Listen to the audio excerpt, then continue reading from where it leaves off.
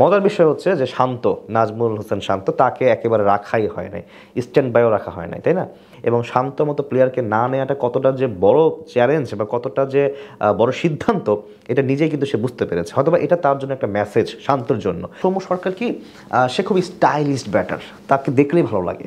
সে যখন ফিল্ডে নামে, মানে মাঠে নামার পর যখন সেই স্টাইল করে ব্যাটটা করে, যখন আমার মনে হয় যে এই স্টাইলটা দেখার জন্য হলেও তাকে রাখা উচিত। দল থেকে যাদেরকে বাদ দেওয়া হয়েছে তারা নিজেরা আত্ম উপলব্ধি করুক কেন তাদেরকে বাদ দেওয়া হয়েছে, এটা কিন্তু প্রধান নির্বাচকের ভাষ্য। শান্ত আর হচ্ছে সৌম্য, এখন দুইটাই মনে হচ্ছে বিতর্কিত নাম। আর শান্ত কিন্তু 29শে জুন 2025 সালে, মানে এই বছরের 29শে জুন শ্রীলঙ্কার কাছে টেস্ট সিরিজ হারার পর কিন্তু সে অধিনায়কত্ব থেকে কিন্তু পদত্যাগ করেছেন এবং টি-20 ওয়ানডেতে তাকে নেতৃত্ব দিতে দেখা যেতে পারে এরকম আমরা ধারণা করেছিলাম। কিন্তু বর্তমানে তিনি কিন্তু মোটামুটি অনেকটাই কিন্তু খাপছাড়া হয়ে গিয়েছেন। তো সেই জায়গায় নিজে হয়তো দায়ী, তার ভাগ্যের জন্য বা তার কর্মের জন্য দায়ী সে। আর একদিকে হচ্ছে সৌম্য সরকার, লাকিলি সে ইনক্লুড হতে পেরেছে, বাট ওই যে ঢুকতে যেও না, আসলে হয়তো ঢুকতে পারেনি, সেই স্ট্যান্ড বাই হয়ে দাঁড়িয়ে গিয়েছে। যদি কারো প্রবলেম হয় তাহলে হয়তো বা ওকে ব্যাকআপ হিসেবে আনা হবে, এটাও তার জন্য একটা গুড চান্স। এখন যদি কারো ভাগ্য খারাপ হয়, যদি কেউ ইনজুর্ড হয়, তাহলে হয়তো সৌম্য সরকার বা মেহেদী হাসান মিরাজ তাকেও রাখা যেতে পারে। তবে মেহেদী হাসান মিরাজ কিন্তু ছুটি চেয়েছিল এবং তার একটা মজার ব্যাপার হচ্ছে যে সে দ্বিতীয়বার বাবা হতে যাচ্ছে, এই জন্য সে পারিবারিক কারণে কিন্তু সে ইস্তফা দিয়েছিল যে সে এসে একেবারে থাকবে না, তারপর তাকে রাখা হয়েছে। মজার বিষয় হচ্ছে যে শান্ত, নাজমুল হোসেন শান্ত, তাকে একেবারে রাখাই হয় নাই, স্ট্যান্ড বাইও রাখা হয় নাই, তাই না? তো শান্ত ভালো করছিল ইদানিংকালে, কিন্তু হঠাৎ করে বললাম না, সে খাপছাড়া হয়ে গিয়েছে এবং কিছু বিতর্কিত সিদ্ধান্ত সে নিজে নিয়ে ফেলেছে, যেটা আসলে তার ঠিক হয়নি।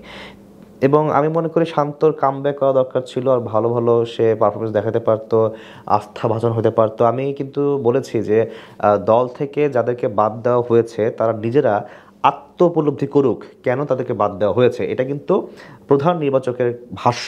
অর্থাৎ তার মনে হয়তো বা এই প্রশ্নটা জাগে, বা সেও জানে যে এই প্রশ্নের সম্মুখীন তাকে হতে হবে এবং শান্ত মতো প্লেয়ারকে না নেওয়াটা কতটা যে বড় চ্যালেঞ্জ বা কতটা যে বড় সিদ্ধান্ত, এটা নিজেই কিন্তু সে বুঝতে পেরেছে। হয়তোবা এটা তার জন্য একটা মেসেজ শান্তর জন্য, যে তুমি যদি ভালো পারফর্ম করতে না পারো, দলের টেকাটা মুশকিল হবে, যত বড় মাপে খেলোয়াড়ই হও না কেন। রেগুলার তোমাকে ভালো খেলতে হবে, অর্থাৎ পারফরমেন্স তোমাকে রেগুলার দেখাতে হবে ভালোভাবে। যারা ভালো পারফর্ম করবে তারাই তো দলে ঢুকবে, তাই না? তো এখন যদি শান্তকে ঢুকিয়ে ফেলা হতো দলের মধ্যে, তাহলে হয়তো শান্তর গরিমা বলেন বা শান্তর ধরেন যেই মানে ভালো করার যে স্প্রিয়াটা, সেটা নষ্ট হতে পারতো। এখন যদি সে নিজেকে শুধরিয়ে ভালো পারফরমেন্স করে যদি আবার ঢুকতে পারে, তাহলে সেটাই হবে দৃষ্টান্ত এবং অনেকের জন্য হবে সেটা উদাহরণ সর্বোচ্চ, যে শান্তর মতো প্লেয়ারও জায়গা পায় না, আমি কে? অর্থাৎ আমাকে টিকে থাকতে হলে আমাকে ভালো পারফর্ম করেই ম্যাচে টিকে থাকতে হবে বা দলে চান্স পেতে হবে। এটা হলো শান্তর দিক। ছোট করে বলি সৌম্য সরকারের কথা। সৌম্য সরকার কি, সে খুব স্টাইলিশ ব্যাটার, তাকে দেখলেই ভালো লাগে। সে যখন ফিল্ডে নামে, মানে মাঠে নামার পর যখন সেই স্টাইল করে ব্যাটটা করে, যখন আমার মনে হয় যে এই স্টাইলটা দেখার জন্য হলেও তাকে রাখা উচিত। আমি তার পক্ষপাতিত্ব নিয়ে বলছি না, সে কিন্তু ভালো খেলোয়াড়, সে কিন্তু ভালো ব্যাটসম্যান, কিন্তু সে না কোনো একটা জায়গায় না নিজের আসলে ব্যাটে বলে কোনো মেলাতে পারে না কোনো কিছু। বাট যখন সে চান্স পাবে, যদি সে ধরে খেলতে পারে, তার মটকা যদি ঠান্ডা রাখতে পারে, তাহলে সৌম্য সরকার কিন্তু বাংলাদেশে একজন হার্ড হিটার ব্যাটসম্যান হতে পারে। আপনি তার মাথা চুল থেকে পায়ের নখ পর্যন্ত, আমি মনে করি যদি দেখেন, ভালো করে খেয়াল করেন, তার স্টাইলিং যে ব্যাটিং স্টাইলটা যদি ফলো করেন, আমার মনে হয় যে লিটন দাসের পরে সৌম্য সরকার বেস্ট প্লেয়ার, যদি সে পারফর্ম করতে পারে। তো সেদিক থেকে আমি মনে করি যে সৌম্য সরকার রাখাকে মানে খুব একটা খারাপ ডিসিশন হয়নি, যদিও তাকে কিন্তু ডিরেক্ট ঢোকানো হয়নি, স্ট্যান্ড বাই রাখা হয়েছে।